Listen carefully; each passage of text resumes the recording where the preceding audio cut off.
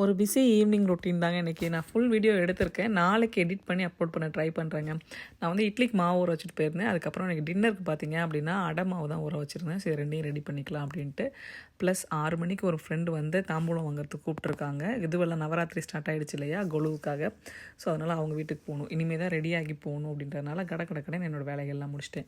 இட்லி மாவு அரைச்சி வச்சிட்டேன். இட்லி மாவு ரெண்டுமே பார்த்தீங்க அப்படின்னா இந்த தடவை வந்து அவனுக்குள்ளே தான் வச்சேன், இன்ஸ்டா பாட்டில் வைக்கல. சரி கொஞ்சமாக தான் அரைச்சேனா, அதனால் வந்து வெளியிலே வச்சிடலான்னு சொல்லிட்டு வெளியிலே வச்சாச்சுங்க. நைட்டு டின்னருக்கு பார்த்தீங்க அப்படின்னா அடை தான்.